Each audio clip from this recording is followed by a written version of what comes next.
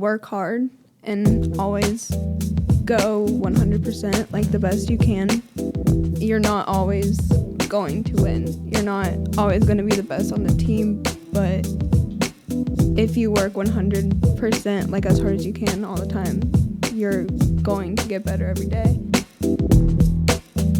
And also just enjoy it.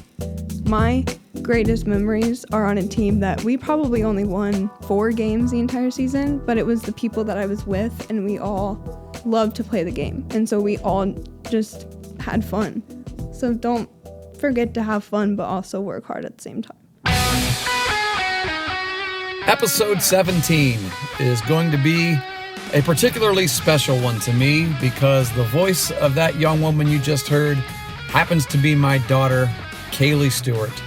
3-sport high school athlete, outstanding high school athlete, and now college athlete. She was on fall break, and so we invited her to come in and talk with us, and I'm so glad we did.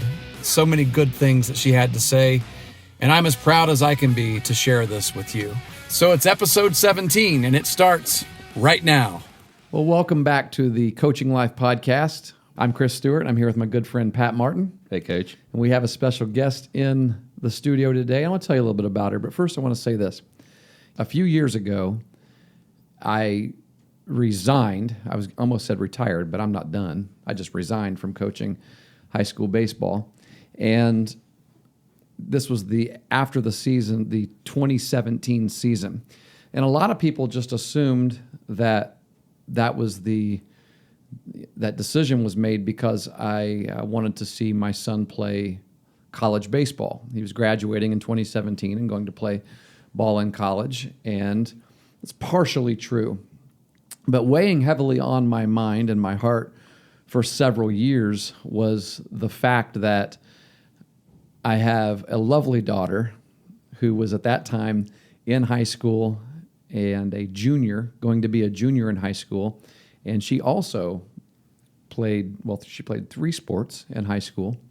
And during the softball season, I rarely ever got to see her play live because as baseball and softball occurs in the state of Ohio, and particularly in our league, both teams play at the same time. We traveled together, but we went our different directions to our own fields. And so I never got a chance to see Kaylee, my daughter, play unless we recorded the games by video, and then we'd sometimes watch games when we got home and things like that, but it's never the same. And so I had this I guess you could call it an aching inside to want to be able to see her play live. And so that was a huge part of the reason why I decided to step aside from coaching high school baseball for a time. I keep getting tempted to come back into it, and someday maybe I will. Maybe someday God will have something better for me. Who knows? But it's been a great pleasure for me to be able to, well, it was a great pleasure for me to be able to spend the last 2 years of her high school career actually in the dugout, because I had planned to buy a lawn chair and sit along the sidelines with everybody else, or in foul territory with everybody else, and just enjoy the game as a father. But the head coach came and asked if I would like to be part of the team, and so I made sure I asked Kaylee if she was okay with that. I didn't want to just assume so and say yes, and she was agreeable to letting me be part of the coaching staff, and so I did, and what an awesome time. It was an awesome time for me. How about you? Just making sure. So, yeah, it was a good time. So Kaylee has now graduated high school, finished with an incredible high school career that I'm not ashamed to tell everybody about. One of the great accolades that she was awarded her senior year was the honor of being the Athlete of the Year in her class, the class of 2017. Each year, Athens High School awards a student athlete, male and female, the distinction of being Student Athlete of the Year, which takes into account all 4 years of high school, how many letters they earned, the kinds of accolades they achieved while they were athletes. And Kaylee, as a 4-year volleyball player, 4-year basketball, and 4-year softball player, had several letters, several all-conference accolades, several all-district accolades, was just an outstanding high school athlete, and it was a well-deserved honor. In fact, the people that were in that room last spring when they were giving out those awards and listing off the nominees, I had several people come up to me at the end of that banquet and said to me that they knew without a doubt that her name was going to be called. And in fact, they would have been mad if it hadn't been. I had Coach Roberts actually said, I'd have been mad if it hadn't been her. So, but a lot of people loved watching Kaylee play in high school, and I'm one of those people. And so there's so much more I could say about her, but we want to let her talk. This is her episode today. We are honored to have college athlete, high school great, Athens High School great, and now a college softball player at Waynesburg University. We're going to talk a little bit of Division III softball today, a little bit of Division III athletics, and what life has been like for no longer than you've been here. I know when I asked you last night, you just got asked last night if you'd be on the podcast today. And she was like, "Well, I mean, what do you want? What will I talk about?" And I said, "Well, you can talk about being a college athlete." And she said, "Well, I've only been there for a couple of months." and so I said, "Well, let's talk about high school too, then, because a lot of people who listen have kids in high school, and we have a lot of high school kids that I know listen. I have people come up to me a lot and say, "Hey, I listened to your podcast." Just the other day, I was on the Athens High School campus and had a high school student tell me that. So it's pretty cool. Great. Yeah. I think you've already been through the difficult part of the experience that most kids are probably concerned about most. I mean, after you're at college for a year or two, it probably does get a little bit easier, but you've already went through the high school, the recruiting process, choosing your college process. You've already started those first several weeks of college. So I think, as a graduate or a senior going into college, they're probably most worried about those types of things that you've already experienced. So and you're fresh out of it, so it's still fresh in your mind. So, Kaylee, welcome to the podcast. Thank you. Hey, Kaylee, Coach mentioned that you were a three-sport athlete in high school. I know I've talked about this a lot. The first time I noticed this being important or emphasized in the media or in our world was when Ohio State's coach Urban Meyer mentioned that they only recruit athletes that are two-sport athletes in high school. And I've told people that since I've heard that you got to play two sports in high school. You got to play two sports if you want to be able to play college ball.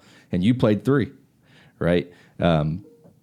So what I'd like is if you could talk to us about that experience of being a three-sport athlete, maybe some of the challenges that you had doing that, and what you think how it benefited you going into college. Well, the benefits of playing three sports. Well, for one, it just helped me stay in shape. Oh. So, practicing, playing games all year round. There would be times where I would miss, say, basketball, lifting, or open gym because I was still in volleyball season. But then once I got to basketball, it wasn't like I was out of shape. I was still able to, run and do sprints and, jump right into that. Right. And then I was also, for volleyball, you have to be fast and quick to get from, because volleyball is really fast-paced. And you have to be down and ready to pass a ball and move fast. That helped me with basketball defense. And then it also helped me with softball, just being quick to get to the ball and also diving. I probably wouldn't be able to dive and field a ground ball if I needed to dive if I didn't play volleyball. It's funny you say that because I was watching a volleyball game the other day, and I saw a player dive and make a play, and I thought in my mind, there's times my kids don't do that on the baseball field. Yeah, that instinct isn't there. And it came to my mind as like a drill. Yeah. Hey, dig this volleyball off the ground. Yeah. In fact, remember your summer team I think it was your summer team this past year. KJ had you guys practicing diving, right? Yeah. And you've told me that you guys do a lot of that in college also, a lot of dive. And my first thought was, why in the heck are we having to practice diving? That should be an instinct. Really? But, yeah. I'm surprised you thought that. I did. And yeah, I know I'm old. Listen, I guess I'm getting old. It makes sense to me. But here's the thing. For me, and maybe you thought the same thing, Kaylee, I think it's more instinctive for multiple sport athletes to lay out for balls because you're doing it. I mean, it is more instinctive in volleyball than it is in softball. Softball, you got a little bit of time to think about it. You've got baseball, you got a little bit of time to think about it. Now, if it's a hot shot, you better have an instinct. But what I'm talking about is pre-pitch. You better be. I always tell kids, hey, before the pitch, go through all the possibles in your mind. You know, see yourself making a great play in front of you, to the right, to your left. If it's in the hole, see yourself diving. That way it's going to happen. But you've got that time right there. In volleyball, you really don't have that time. You've got to instinctively get after it. That's a good point. On the floor. And I just think because of that, practice is there, and it's not just practice, it's in competition as a double sport athlete, multiple sport athlete. It just carries over into other sports. I had never actually really thought about that before you mentioned it, Kaylee. That's a good point of one benefit of being a multiple sport athlete. I know sometimes it might be challenging in terms of strength training, and I think about this a lot as someone who wants to strengthen, who wants to provide strength training for our athletes. There's a little bit, even though it's not as much as people think, there is a little bit of difference in the way you train in season from the way you train out of season. I mean, you are lifting heavy. The volume is a little bit more out of season, obviously. You want to build strength in that off season time, and then you obviously want to maintain the strength that you've built, but you can want to continue to build in season as well. But when you're a 3-sport athlete, there's never an off season, is there? Was that challenging to try to? I mean, I know because I knew that you would go into the weight room even after volleyball practice. But talk a little bit about that kind of, how did you maintain strength? Because I know that you have logged almost 1,600 days in a row on MyFitnessPal. I know that you've been ever since the middle of your 7th grade and 8th grade year, right? You've never. I mean, talk about that a little bit, about some of the challenges of maintaining strength or building strength while you're being a 3-sport athlete. Well, I guess you said already, but during fall, because we would have like softball liftings, so I would go to volleyball practice right after school, and then right after that was time for softball strength lifting. So I would just go to that, and it was like 2 practices in one day, 3 days a week. But for me, I just loved that because I love working out. But for some people, it would definitely be hard. But during like volleyball practices, we would have like an extra 30 minutes or an extra hour to do conditioning and to like be in the weight room. So even if I wasn't doing like, say, softball specific lifts, I was still lifting and doing some kind of weightlifting to become like stronger. Yeah. And I'm sure that a lot of that probably too has to do with the individual. I mean, granted, there are when you lift as a team, there are things that your coaches want you to accomplish, but when it comes down to it, you still have the ability to choose how hard you push yourself. Yeah. I mean, if I go over to a kid and I say, "Hey, are you really going? Are you going hard? Like, are you going to where you feel like you can't get that last rep in?"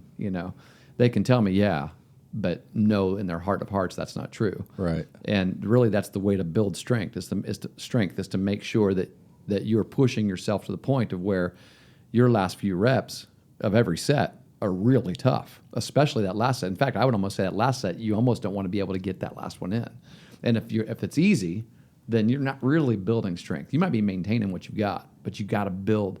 And so, when you guys would lift, whether it be with your team or individually in season, did you go ahead and continue to try to push that limit to keep strength? Yeah. Yeah. Did you feel like you were more tired since you just came out of volleyball practice? Did you feel like you were like, I don't know, not as strong in the gym, or just you weren't able to perform as well in the gym after volleyball practice? I was definitely tired, but it kind of made me want to work harder because I knew I was tired. Yeah. Kind of. So I was like, just kind of continued to work out. Like, it wasn't. I know part of that too was that you didn't want anybody in the room to lift more than you. That too. that comes out a little bit too. So whether you're tired or not, you're going to compete. That's just in you, I know. So that's interesting. Well, let me ask you this, because I have this theory, but I haven't really had anyone confirm it. Because I played basketball my freshman year, and that was it. I played baseball, so I don't really know this for sure. Although I kind of do. What was would you say the sport that you struggled the most in? Yeah. That I struggled the most in? Yeah. Basketball. So when you were out on remember me saying that? Yeah, you did. Yeah. But you said you went through a position change, right? Yeah. Would you say that's why you struggled? Here's what I'm thinking is that when you're out on the basketball floor, if you're not, if that's not your primary sport, things don't come as natural to you. Mm-hmm. Would that be fair to say? Would you think, like, do you feel like you had to press a little bit more on the basketball floor, or think a little bit in advance, be more focused because you kind of had to think about executing instead of just executing? You didn't have that instinct. Is that fair? I mean, if it's not, you can say it. Yeah, I mean, I just had to, like, work harder to, I guess, like, be better at that position, but it all kind of just hustle, I guess, was the main part of that, and I think that's why it was easier for me to play, like, at basketball, because I definitely didn't have, like, the skill to, like, be that great point guard. Yeah. But to, like, hustle and, like, still play as hard as I could made it easier for me. Yeah. Let me ask you this. So basketball season is before softball season. What's your strongest sport? Softball. We just clear that up real quick. Basketball season's before, right before, back to back with softball season. So you went from the sport that you struggle most with to the sport that you're best at. Did you feel any type of relief or maybe a boost in confidence when you going from the basketball court to the softball field? No, not really. Okay. I was just excited that it was softball season, I Sure. guess. But yeah. I don't think it's something that you would necessarily think about. Mm-hmm. I've just always said that I feel like, because I've told people this, I've talked people into playing baseball. I've talked basketball players into playing baseball before, and they say, I'm no good at baseball. And I said, you're not playing to get good at baseball. You're playing to make you a better basketball player. Mm-hmm. And to be a better athlete overall. Yeah. My selling point was if you come out here and try to be good at baseball, it's gonna be hard. You're going to struggle. You're going to be slow to react. You're not really going to be comfortable doing everything that you need to do, and it's going to be a challenge mentally and physically. But then, when basketball season comes back around, all that load or that workload that I was talking about there kind of is reduced, and you get to go back to doing something that you love and are comfortable with. And I think it just kind of makes you more comfortable. So that's where I was going with that. But I think you heard it a little bit in Kaylee's answer about maybe why you didn't think about that very much, Kaylee, about it being harder, softball being easier and having a little more confidence, is because you didn't necessarily focus on areas that you were weak in the game of basketball. You just focused on, if I hustle and give the greatest effort I can give every time I'm out here, then it's going to even out. And I know that's your mentality in every sport. So because you got strengths and weaknesses in all of them. And I should say this too: you weren't a bad basketball player. Well, how many? I mean, you were all district. And how many you? I think led. Athens has had some really great female basketball players, but you were in that list of people who have had so many double doubles. I don't know what the number was, but Coach Matheny sent that to me your senior year, and that's, so what are you, 5'4", 5'5"? 5'5". Oh, sorry. With shoes on. My basketball shoes 5'5". But you still, I mean, is that getting rebounds is just always fun to watch. I mean, that was the most fun to me, was always watching you fight for rebounds. Yeah, I've seen Kaylee play basketball. Oh, okay. Yeah, she doesn't struggle on the floor, but in comparison to her other sports, I'm not going to blame you for saying that, but definitely not a bad basketball player. I've seen her play myself. So, do you remember when you started working out with weights? Like how old you were? It was the spring of my 8th grade year. Okay. Because it was for volleyball. Oh yeah. It was like that beginning. So it was so your first experience of really getting after it with weights was with a team in middle school, coming out of middle school. So What's your favorite weight movement? I don't know. Squats, maybe? Yeah, squat, yeah. A deadlift. Jake likes a deadlift. Yeah. Yeah. How important do you think strength training is to an athlete that wants to play to a college sport? Very important. Yeah. Yeah. We actually have her in the studio today because she's on fall break, right? You got a fall break from school, and you had a fall season of softball up until recently, where you guys actually practiced and played some games, a handful of games. And then so this is your little bit of a break, and then when you get back, you guys are hitting the weight room, right? And then your official off-season stuff. So again, It doesn't matter what level it is, D1, D2, D3, NAIA, JUCO. If you want to play a college sport, fall in love with the weight room. Yeah, you just said it right there because Kaylee, she talked about how she loves being in the gym. And I think that's an important takeaway for younger kids out there or high school athletes that are wondering about that, Yeah. Figure out a way to love it. Yeah. It's an important part of getting there. It's an important part of staying there. Yeah. Yeah, so it's good. That's a good takeaway. Kaylee, can you tell us about your experience with travel sports? And we had your brother, Brock, on, it seems like a year ago now. Yeah. A long time ago. And, he talked about the transition from playing with, maybe his friends in the local area to moving to maybe a bigger organization to travel, that shifting away from playing with your friends. Could you talk about your experience with that? Yeah, well, the first couple of years that I did travel ball, I was still with my best friends. And then it was, I think when I got into high school, I went to a different team. Mm-hmm. And I knew still a couple of those people, but for the most part, they were new people that I've never played with before. And so we had to form new bonds and stuff, but it was still a team of people that loved playing softball, and then it was also new friends that I got to make. So the travel ball experience is memories. Yeah, that's good stuff. Yeah. Your travel ball experience has been interesting because it seems like in every sport, maybe not volleyball, but with basketball and softball especially, you started playing club ball as a really young player with girls significantly older than you. For example, I think basketball, when you were third grade or second grade? Second grade playing with fourth graders. And then you played with them until they got out of sixth grade. So finally when you got to fourth grade, you started playing with girls your own age. Yeah. And then softball, you were 11 playing with 16-year-olds? Yeah. Yes.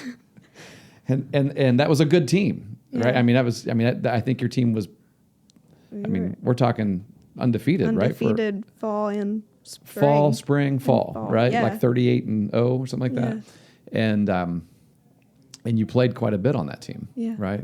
Second base, you didn't pitch much because you're pretty young. I pitched the spring season. Okay. Yeah. Yeah. It's funny, Pat, girls were driving. I remember actually in fall ball, because they played fall ball in Meigs County. And you played some games in Pomeroy, right? Yeah. And I remember loading our 11-year-old up in the car and her teammates getting in their own cars with their boyfriends and driving back home. Wow. This is a different world here. What's up? Yeah. Okay, so that's a good point there. Do you remember, you may not remember, did you when you looked at one of your, because you would say that those people on that team were your friends, right? Yeah. But you had 11-year-old friends and 16-year-old friends. Did you disassociate those? We regulated that a little bit. Did you? That's there were some people we didn't want her hanging with. Yeah, there are things you don't want her to learn at 11 years old. Right. But no, I'm teasing for the most part. Partly serious, partly serious, partly. The reason I'm asking the question is because both of my kids are kind of going through the same thing right now, and it's something that me and Chastity, my wife, we're not really sure how to handle all the time. Yeah. Me as a coach and as a parent, same thing. It kind of muddies the decision-making process a little bit, and you think about those things. Yeah. How are they interacting with these older kids in comparison to how they're interacting with the younger kids, and how is that going to impact their development and growth, as people going forward? So that's why I asked the question, because, I feel like I've told Coach this before, Jake has spent more time with his friends that play basketball than he has with his friends that play baseball, and those basketball friends are older friends. So there's it kind of creates a little bit of a challenge here and there, for that. So that's why I was if you remember when you were 11, seeing some of your friends driving to practice, if you just if you saw them as different types of friends and you saw your age group friends, does that even make sense? Yeah. Well, they were all from a different school too. Yeah, okay. So, Yeah, this was a travel team. Yeah. Right. So, like, the only time I really got to be with them was at practices or games. Yeah. So, Okay. it wasn't like they were, like, my best friends. Right, I But they gotcha. were more of, like, my older sisters Yeah. than, like, my Yeah. friends, if anything.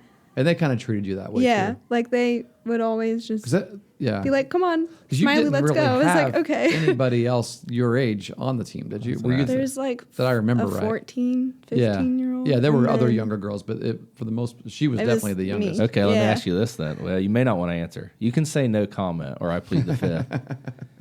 Did you play on an 11U team as well as that travel team, or did you just play on that older travel team? At that time, it was just the older team, I think. I believe that was your only team at that Yeah. time. You did play. Yeah. You played. See, in Athens, we had the Sandlot League, which is different. Right. You could almost do. You could overlap. You could do that. So in the I spring. don't remember. In the Yeah. spring, I do remember you played on a team that was more your age. Oh, you may have been playing baseball still at that time because you played baseball. Or you started out playing baseball. Oh, that's a 'Cause- good topic. We should talk about that. Because when I was like 6 was when they started the softball league. So, okay. But it was So, yeah. 8-year-olds. So So you would have been played for playing, that. right? Yeah. You would have been playing, yeah.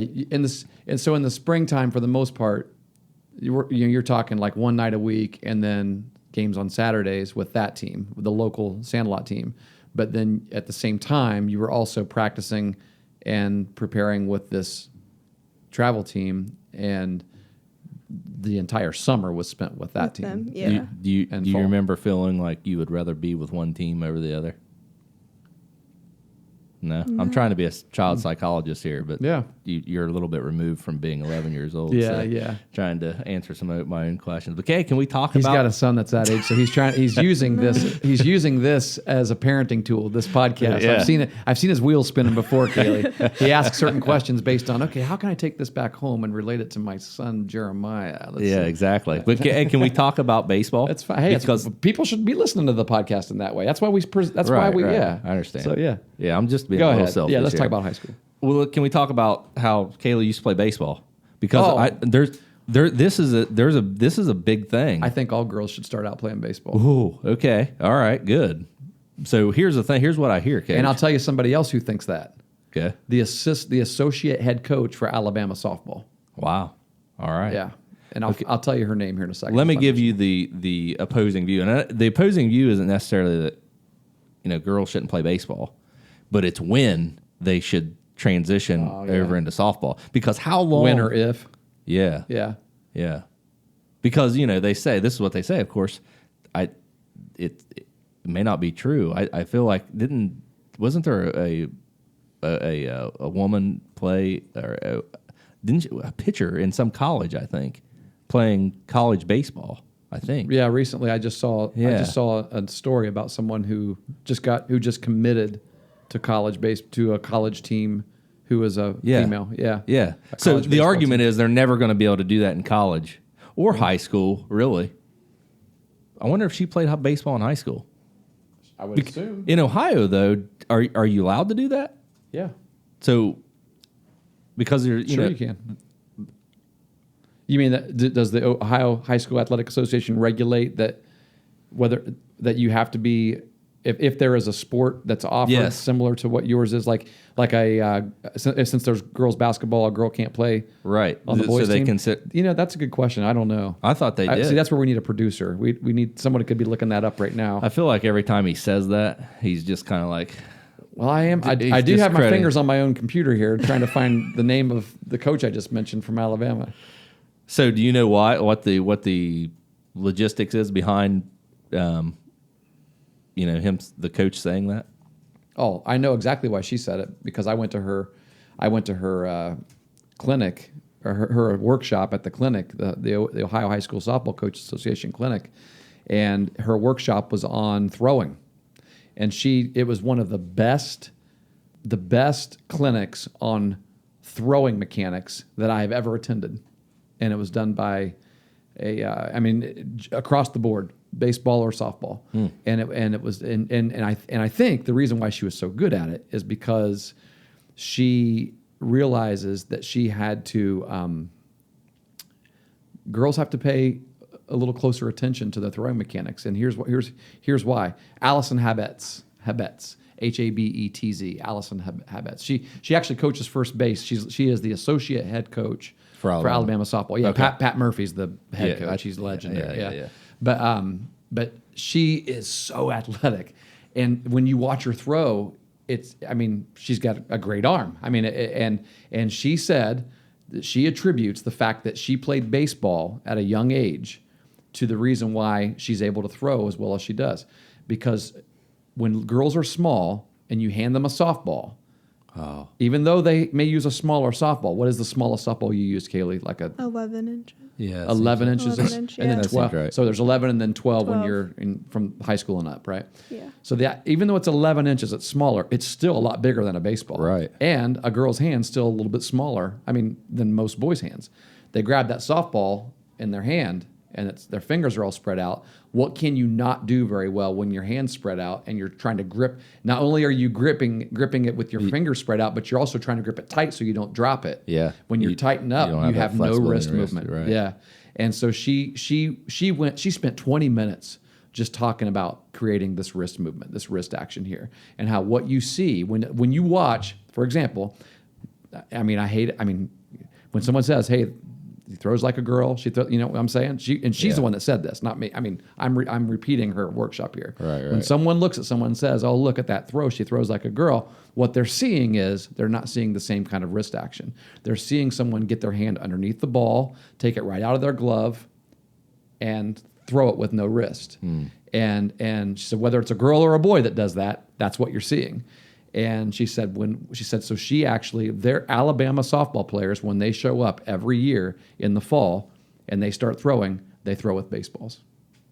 Wow. They throw with baseballs. Interesting. And that's why. So anyway, we're back to Kaylee, I guess, unless you wanted to say more about that. No, we're good. Okay. What did you want to? But you played baseball. Do you remember how old you were when you started playing baseball? I do. I'll just see if you remember. I have no idea. I just remember Brock playing, and then I was just thrown into it one day. Brock played coach pitch, baseball. So it was and Kaylee was she was going to be our back girl. We got her a uniform too.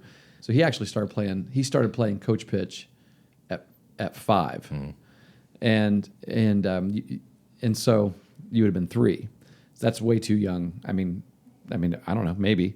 It wasn't for her. I bet it wasn't. So what happened was, retrospect, because you had an older brother, we were always out in the backyard. Remember, you'd be playing right along with him. If Brock hit a little bit, then it'd be your turn to hit. But you'd throw with Brock. You'd field ground balls right along with him. So we'd go to this first coach pitch practice, and these kids are trying to play, and they don't have a clue what they're doing. And I told April that night, I said, we only have 9 kids on this team. Kaylee's just as good as half of them. I'm going to ask the Sandlot board if they mind if she plays. And they're like, oh, yeah, sure, go ahead. So she already had a uniform because she was going to be the back girl. So we just put her on the roster, and she started playing. They fired you as the back girl. Jeez. So you had a few years. So from there all the way up until you were 8, you actually played baseball. Yeah.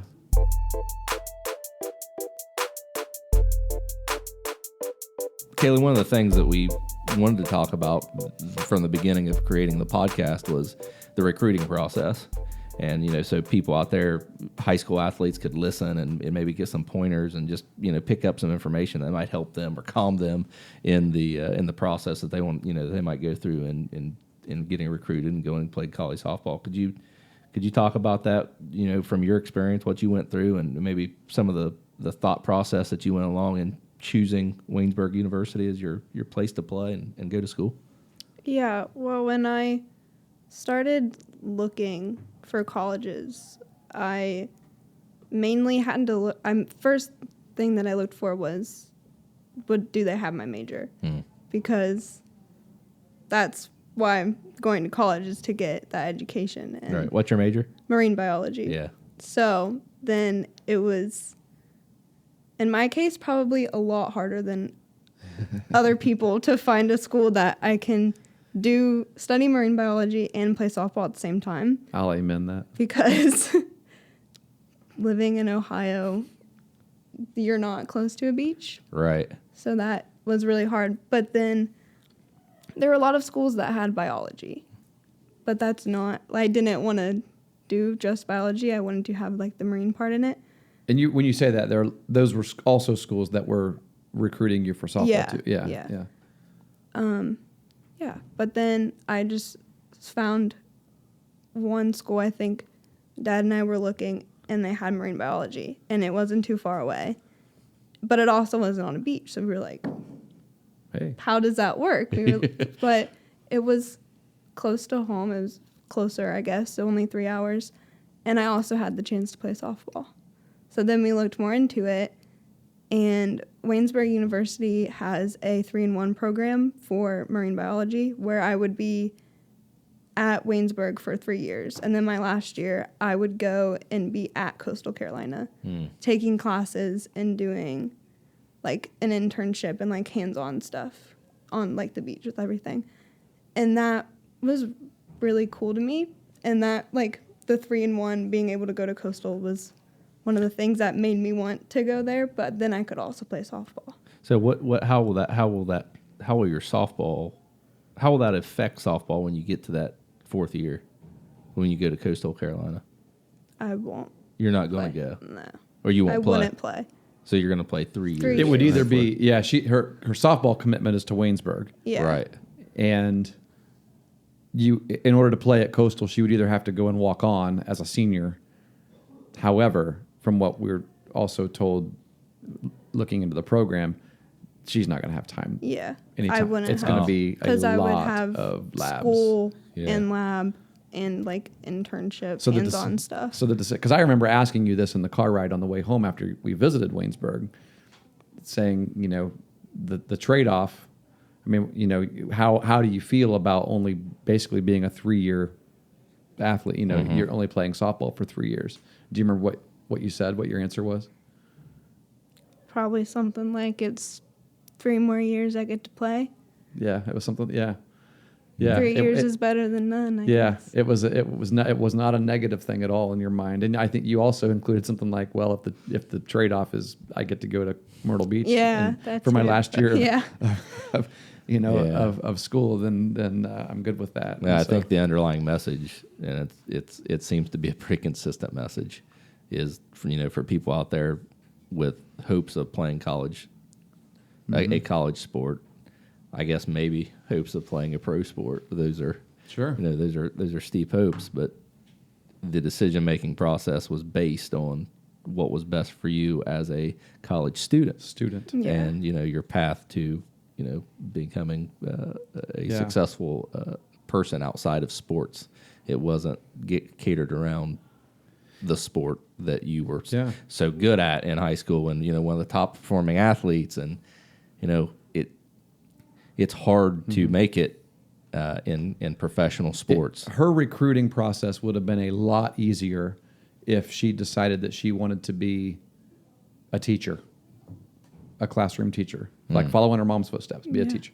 Yeah. Every school has that. Every school has education. So we send out videos then, and anytime a coach comes to talk to you she'd have coaches come to talk to you at a softball tournament, and that's always one of the questions they ask. What do you want to study? When you say marine biology, They turn away. they go, well, we have biology, but yeah, I mean, they coaches who care about you, who care about their players, and what they want to study, and care about their future outside of playing softball for them, they are honest with you. Yeah. And they say, if this is what you want to do, then because they understand you could get hurt and softball could be taken away from you. And now here you are at a school and you're not even studying your major. Right. Because you just came here to play softball, which is really ridiculous. And then things get really tough. Yeah. It's a hard thing, especially hard in Kaylee's case because there just weren't very many options. And, when you combine the options of where can I play softball and study my major and be somewhere that's not 12 hours from home, because we visited a school that was 12 hours drive. Awesome school. Yeah. Wanted her to come and play. I mean, was that your like top in your top two? It was second choice. Montclair State University in New Jersey. So And we're thankful she chose the one she did. is that on the coast? Is it? Do they have that benefit? Montclair State is 20 minutes from New York City. So yeah, it's Okay. They go over to Jersey Shore and do their studies, their samples and things. But in terms of where Kaylee goes in Waynesburg, I think you guys are actually partner with the Pittsburgh Aquarium, right? Yeah. And you work in your marine biology lab there on campus, right? Yeah. Yeah. What do you do there? I feed the animals that are in there, so like fish and turtles and a crab. Nubs, yeah. And then That's the name of this turtle that was rescued. Oh, okay. yeah, it's a rescue turtle, and she lost her front limbs. Oh, really? Yeah. Wow. Thus her name. I guess that Nubs. makes sense. Yeah. So, wow, that seems impossible. They actually. knew she wouldn't survive in the wild, so they Okay. captured her and yeah. brought her Awesome. back to the Yeah. Waynesburg So Biology Lab. does she swim around? She swims, yeah. Yeah. She's really like curious. Like anytime you would step over her bin that she's in, she's always just swimming around. Huh. Interesting. And that's a Marine saltwater biology. lab, right? I mean, you're Yeah. actually getting to deal with saltwater Yeah. animals. Kaylee, have you ever seen Jaws?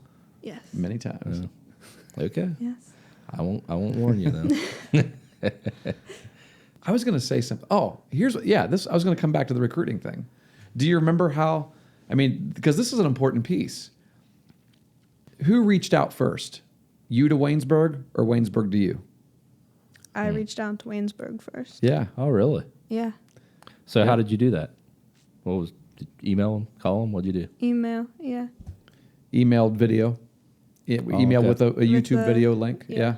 And basically that coach, I remember, replied and liked what she saw. It was actually a different head coach. She had a different head coach recruit her initially than what she has now. And but then we got a chance to meet the new head coach, which he's an absolute awesome fella. Hopefully you have Coach Shimmick listen to this because I'm really talking him up here. He's a really good dude. It's someone that I'm fully thankful to be entrusting my daughter with for the next 3 years of playing softball. I'm an opportunist. Maybe we can bring him on. I would. You think he'd like to come on the podcast? Probably. That's a great yeah. idea. Yeah, we need to talk to Coach Shimmick. That's why I'm here, Coach. That's right. You are resourceful. But the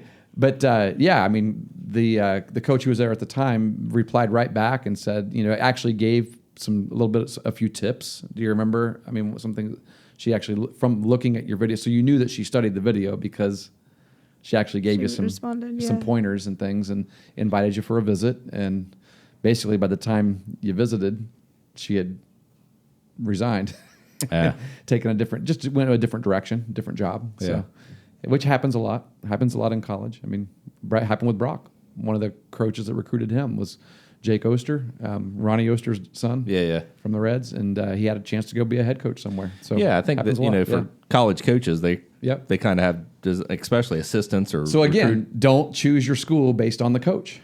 Yeah, good point. Right. Choose your school based on school. Yeah, that people talk about this, right? Because you have people like Ohio State quarterback. Well, yeah, Justin Fields and Tate Martell. Our guy too, Joe Burrow. Joe Burrow, and people are like they're Joe's different. Joe's a grad transfer.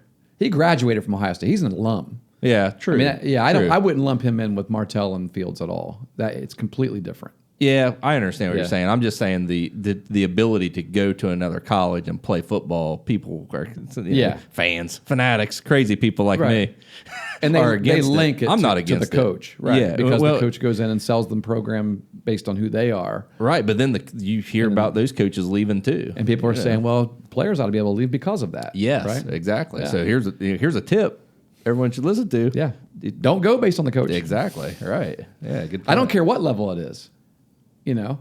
I don't care how awesome the coach. Don't go to Alabama just based on Nick Saban.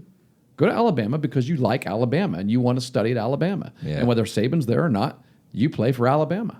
Yeah. That's what you're doing, right? Yeah. Whether Coach Shimmick's there next week or not, you're staying at Waynesburg, right? So, so cool. Good deal. So you're a 3-sport athlete in high school. Yeah. Didn't have a lot of free time on your hands, obviously. You had to, you always, I mean, what do you get? I know in between basketball season and football season this year, I think there's 3 days. I do. I think they have to allow you a week. Oh, a week. Okay. Most so kids don't take it. Yeah, I got you. Yeah. So you got a week in between. So and then other than that, you're balancing, your sports schedule, your social life, your family life, schoolwork. You're very busy. It's very difficult from your perspective. You have a good perspective. That was a very challenging schedule that you had. How does I know you've only been there for a short period of time, but how does your college life compare to that school life? Is college a lot easier? No. No? No. Oh. It's not. Okay. When she saw this question last night, I showed her this question last night. And I thought, I wonder if Pat's actually thinking that you're going to say, yeah, it's easier. I'm not. She was like, It's heck not no, it's not easier. easier. I told her, I said, I doubt if he thinks you're going to say it's easier because he knows. Yeah, I did not think. I was hoping she would say it was not easier, but I'm okay with not getting the answer that I want. So I just threw it out there. As busy as you were in high school as a 3-sport athlete and you're playing one sport in college, you're still saying college is harder. Yeah. Why? The studying, I guess. Because in high school, you're in school for 6 hours, and then you have practice or a game, and then you go home and do your homework. But then in college, I'm in 4 classes, all an hour, and then I have homework in those classes, and then studying for each class that I have 2, and then workouts or a practice. And so a lot of it is time management is kind of hard. Mm-hmm. Like knowing how long to study for a class. Yep. And how long to take a nap or be on your phone or watch TV. Yep. Like managing your time that way and still like being Actually able, having to think about it? Yeah, like being able, because in high school it was kind of like every day I would wake up, go to school, have practice, do my homework, maybe watch TV, go to bed. And I didn't have to study in high school because I had to, but in college it's completely different. Yeah. Yeah. And you have to know ways that are like effective to study for you. Discipline's probably a good word there. Yeah. Yeah. And the reason I asked that question was for an answer just like that, because I don't feel like enough kids know and understand that when you go to college, you better know how to study. Yeah. Yeah. And that goes for, regardless of how well you do in high school, regardless of what your GPA is and how hard you work, learn to study. It's true. Because it's not easy. And these are things that sometimes college is harder for the students for whom high school was easier. Yeah. Well, yeah. Because they didn't learn how to study in high school. Yeah. And they get to college and you have to. Yes. And now it's not coming natural. So one, it's frustrating because it's not coming natural. And 2, you just don't know how to manage that time of studying, because you didn't have to have that. You had no issue with that in high school. Yeah, it doesn't. I think for people who struggle in high school, sometimes college is actually fairly much the same. It is, because they have to work a lot, and they have to do the things. But they already understand how to work. Yes. Yeah. That's When is what days is your biology labs Tuesday and Thursday? I have a bio. Yeah, well, What I day have does a that bio lab go lab till, like, 5:30? Tuesday, and then Thursday I have a chemistry lab for 3 hours. It's a different. It's okay. just a different. Like go through a typical Tuesday, because I know on one of those days you actually, in the fall your softball practice we're starting at 5. 5, yeah. And then you had a lab until 5:30. Mm-hmm. Tell us how you navigated that, like with your coach and I mean what does your typical Tuesday look like then? I had class at 9:30 until 10:45, and then I didn't have anything until 2:30, and then I had a 3-hour lab from 2:30 to 5:30, but I also had practice from 5 to 7. Mm. So I kind of just told my coach, because he's always like, school is your main priority. If you have to miss a practice, then you miss practice, because he doesn't want us to skip class for practice. Yeah. So I just told him, I said, I have lab until 5:30. I'll be late, but I'm still coming. And a lot of the times the lab doesn't last until 5:30. So at most I got to practice at 5:30. Oh, cool. So yeah. I didn't know that actually. It's good. But did you have to, if you would have missed, did you have to make up whatever you may have missed? Like if you missed throwing bullpens, did you find at other time during the day your roommate's a catcher. I mean, I guess you could throw a bullpen with her, but Yeah. but I mean, is that something that Coach wanted you to do? Yeah, well, one of the days where I came late, where lab actually went until 5:30, I didn't really miss anything because, well, I would have missed like fielding ground balls, but the pitching he does it like one-on-one. Yeah. Like Coach Med does one-on-one. So when I got there, Emma was finishing her like pitching workouts. Yeah. So as soon as I got there, I just warmed up and then went straight into Yeah. the workouts. It's worked out. Yeah. Kaylee, I have a question that I want to ask you. It's going back to high school, and this actually could be one of the more important questions for us to talk about, because I think it's going to be very relevant to a lot of people who listen to our podcasts. The parents who listen, the coaches who listen, and even out there's a handful of players who listen as well. And everyone at some point in their life is going to run into this. And I know that there are probably people listening right now that they're in the middle of this right now. But during your years in high school, you weren't always on winning teams. In fact, there were probably, if you look at all the seasons combined of the 3 sports that you played,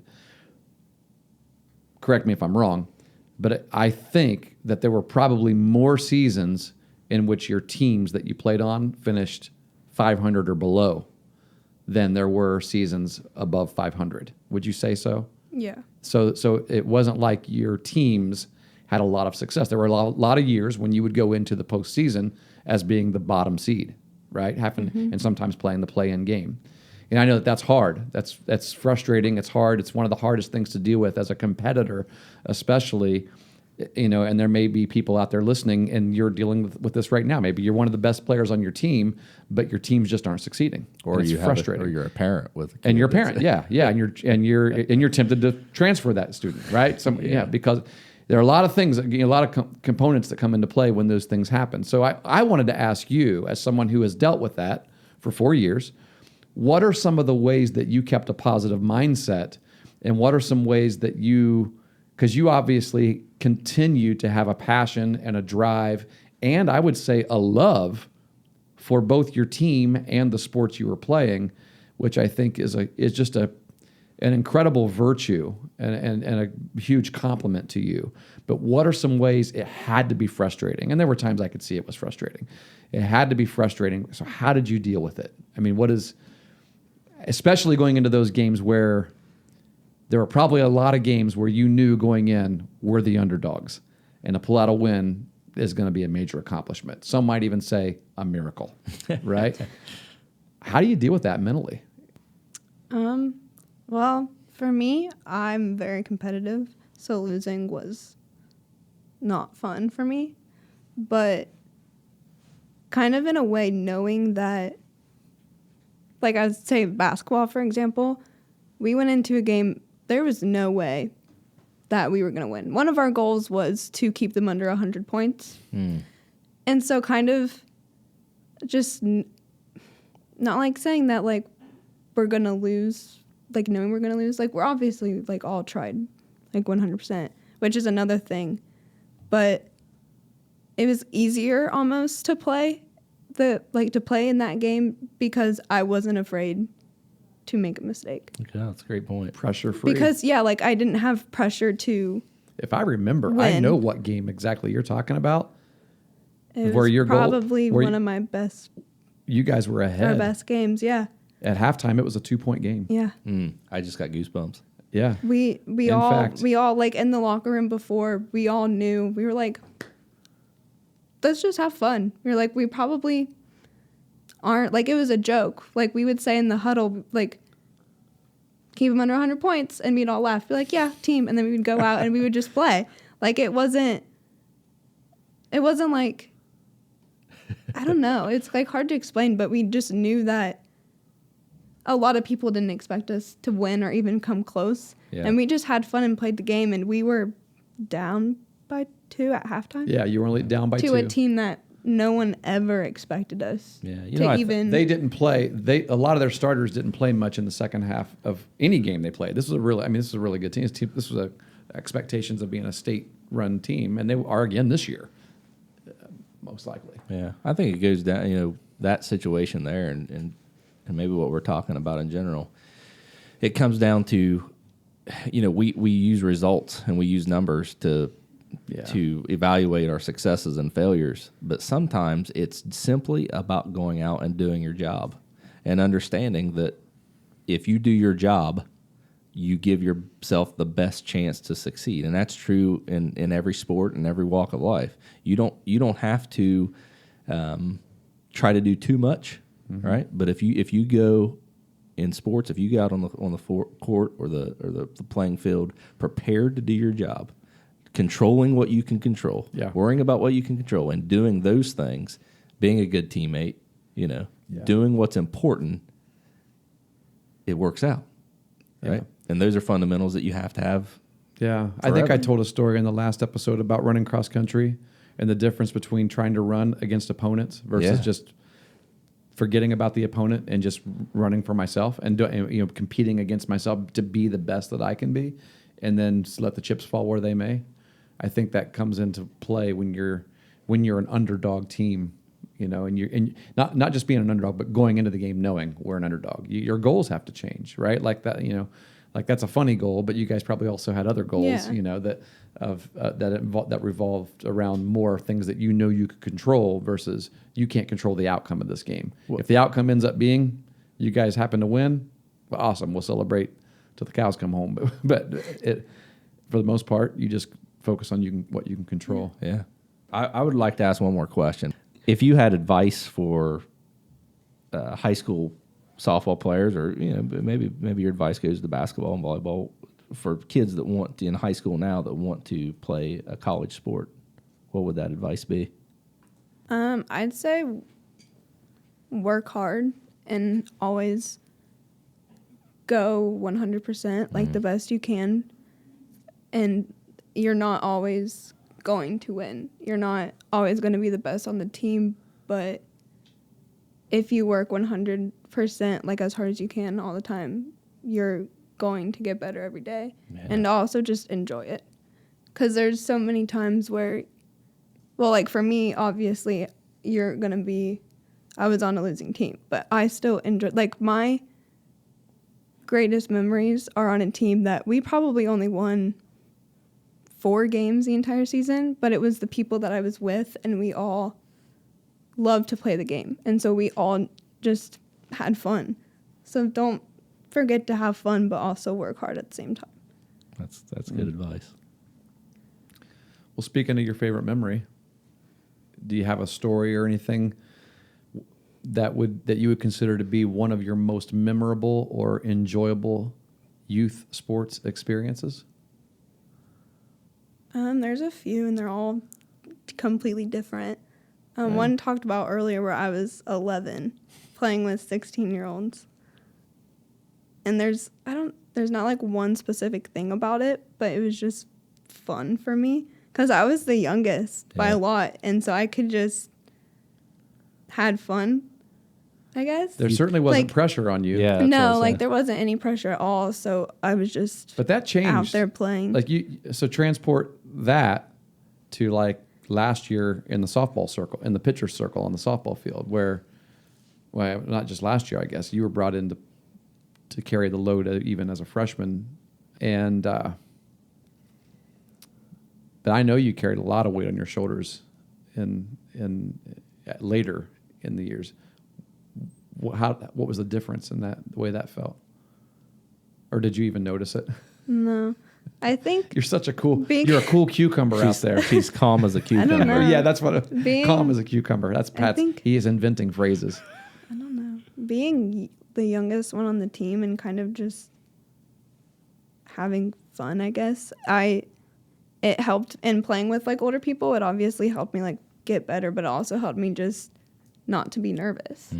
Because the first game I probably was extremely nervous because I was like 11 and I didn't know what to expect. The game was going to be faster. Everyone was older than me. But by the end of that season, I wasn't like nervous at all. I wasn't nervous to be at bat against a pitcher that's 5 years older than me, like committed to go to a college already to pitch. Yeah, right. Like, I wasn't nervous about that. And everyone always asks me, like, before games, are you, like, nervous to pitch? Like, my college coach, they're like, were you nervous? I was like, no. Before the first game, you pitched in I college? pitched, yeah. I was like, I'm not nervous. And they're like, why? I was like, I have no idea. Oh, It's just like another, I don't know, it helped me. Yeah. I know it's not. You're not being cocky. No, you don't have a it's cocky just bone in your not. body, but yeah, Well, I there's probably a little bit of transition value between what we just talked about, playing on a team that may not have always be successful, and knowing that you got to go out and focus on doing what worry about what you can control, Yeah. and prepare to do your job. If you're prepared to do your job, you Yeah. don't have to be nervous. You trust your preparation. that's trust your exactly training. it. Yeah.